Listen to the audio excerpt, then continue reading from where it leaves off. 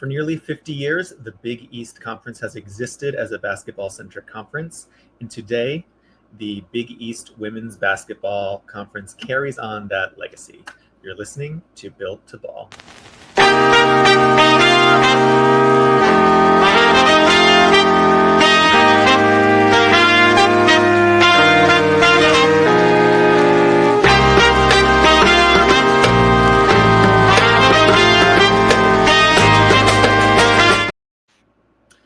Hello and welcome to the first ever episode of the Built to Ball podcast. I am delighted to be your host. My name is T. Baker, and I am joining the Big East Energy Podcast Network to bring you a podcast exclusively about women's basketball in the Big East Conference.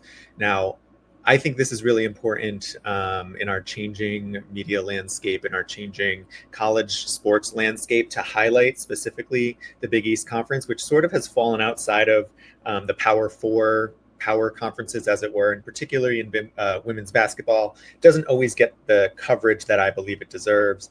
The stories within the conference aren't always told. So I am here to try to change that. And I'm grateful to Mark Zanetto in the Big East Energy Podcast Network for giving me that opportunity. Some of you may know me from my work alongside Mark on the Hoops Cap Pod, which is another podcast on this network exclusively covering UConn athletics, so UConn men's and women's basketball, and I am the Friday afternoon host talking about all things UConn women's basketball alongside Mark. But this podcast is hoping to bring a little bit of a wider angle to the conversation to cover the other 10 teams that are in the Big East Conference that don't always obviously get the attention that UConn women's basketball does. UConn women's basketball is a dynasty, and the legacy of that team will exist for generations to come. But they are not the only story that comes out of the Big East. There are so many other incredibly talented athletes that compete in the Big East. The coaching is elite. The rivalries are intense. And it has created for me lots of joy over the years. I've covered the Big East Conference as a beat reporter since the 2021-22 season, and covered each of the Big East Conference tournaments since that point. And prior to that, have spent 2 decades as a fan of Big East basketball. So for those folks who have watched Big East basketball for a long time, it's really important to me to highlight that history. And for me, the history started in the 2001 Final Four in an all Big East competition between UConn and Notre Dame. On the UConn side, you had Hall of Famers like Diana Taurasi, Sue Bird, Swin Cash, Asia Jones. And then on the Notre Dame side, you had Ruth Riley with her iconic headband, Neil Ivey, who competed for a national championship in St. Louis in 2001, her hometown, and won.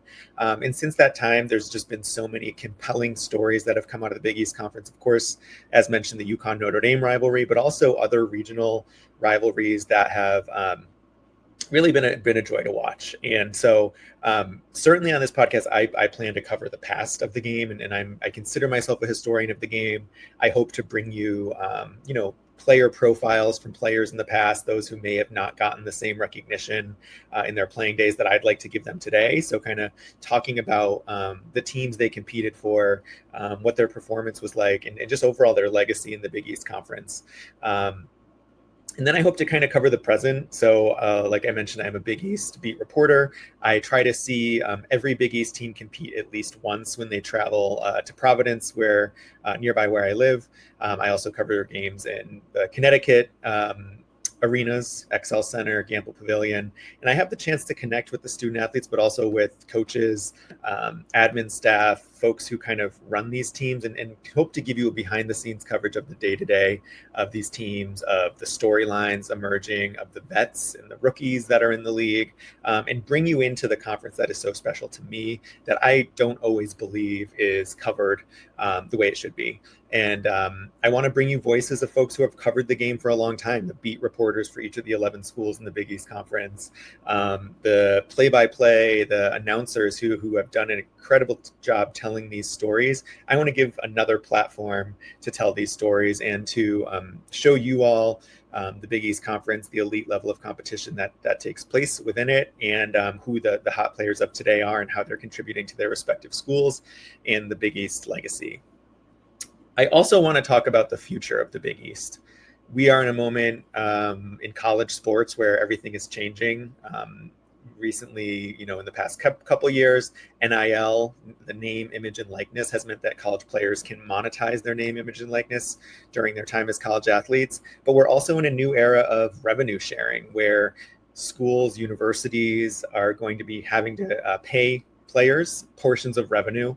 I want to take you inside of those decisions, how that's getting made, how that's impacting recruiting, the development of teams, and overall the talent pipeline in the Big East, and particularly how that's playing out on the women's side. Again, this is specifically a women's basketball podcast, and I want to be able to tell stories from each of the 11 teams, take you inside, and take you through what this looks like as we move forward. I'm going to start with a segment called Triple Threat, which is 3 facts about the Big East that should hopefully give you a little bit of context for some of the things that the Big East history has shown us, who recently has dominated the conference, who some of the top players have been, just to kind of give those fans who may or may not be new to the conference a bit of a primer on kind of the history of the conference and kind of what's been going on in recent years within the conference. Women's hoops didn't officially join until 1983, and one school in particular did that, the UConn Huskies. You may be familiar with them if you are a fan of women's basketball, of college sports, of sports. They are the most dynastic, dominant team ever, and they've done just that in the Big East. They've been dominant. They've won 24 regular season titles and 23 tournament crowns, which is truly just a mind-boggling number. It was a dynasty that helped define what the Big East is today, and one that continues to grow. They are the most recent champions of the NCAA. 9 years after a title drought, UConn's back on top, and for a couple years, they were not in the Big East Conference, and that brings me to point number 2, which was the Big East Conference went through some major shifts in 2013, which is 30 years, of course, after women's hoops was part of the conference. It went through some significant changes in conference realignment. That's when UConn moved on. The new Big East was created. So there was kind of the original Big East and then what's called the new Big East in 2013. And that was set on the foundation of what's called the Catholic Seven. So those are DePaul, Georgetown, Marquette, Providence, St. John's, Seton Hall, and Villanova. They stuck together and they rebuilt the conference again around basketball. They brought in Butler, Xavier, and Creighton, forming now, again, what's called the new Big East. And since then, UConn has rejoined, and you've seen over the years kind of different rivalries emerge between these programs, while the historic ones have remained intact. So again, as part of this conference, we'll talk about all those things. And I'm not just going to talk about teams that are in the current Big East Conference, right? Because when the conference has gone through these changes, it doesn't erase the history that has existed when teams like Rutgers, coached by Hall of Fame coach C. Vivian Stringer, were at the top of the conference, or when the Irish were led by Muffet McGraw and then now they're in the ACC, or the run that Louisville had in part of the conference, sort of building upon a legacy that was created there as new teams came in and out. I think the identity has always remained as a basketball conference, and that's what I think is so unique about the Big East, and we're going to talk about all of it. A little bit about kind of who's been dominating recently as players. Since I have covered the conference, starting again with the 21-22 season, I've only seen 2 players win Most Outstanding Player in the Big East, and those 2 players are Maddie Siegrist, who played at Villanova, becoming the leading scorer in Villanova basketball history, men's or women's. And of course, you have Paige Beckers, who became a household name in her time at UConn. She won the Most Outstanding Player award 3 times, her freshman season in 2021, and then back-to-back in 2024 and 2025. So one of those players brought scoring, really just dominant offensive talent in Maddie Siegrist, and became one of the most iconic players in Villanova women's basketball history. And of course, Paige Beckers, who we've all seen kind of this journey she took at UConn. And that journey included time in the Big East, winning multiple Player of the Year awards, but also winning multiple championships, regular season and conference.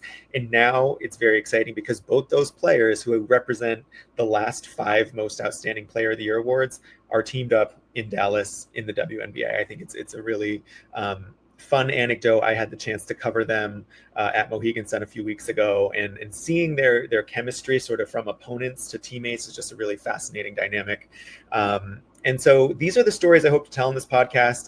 This intro episode was meant to just kind of tell you a little about who I am, why I think this is important, to set the foundation of what this podcast will look like, to really highlight Big East women's hoops.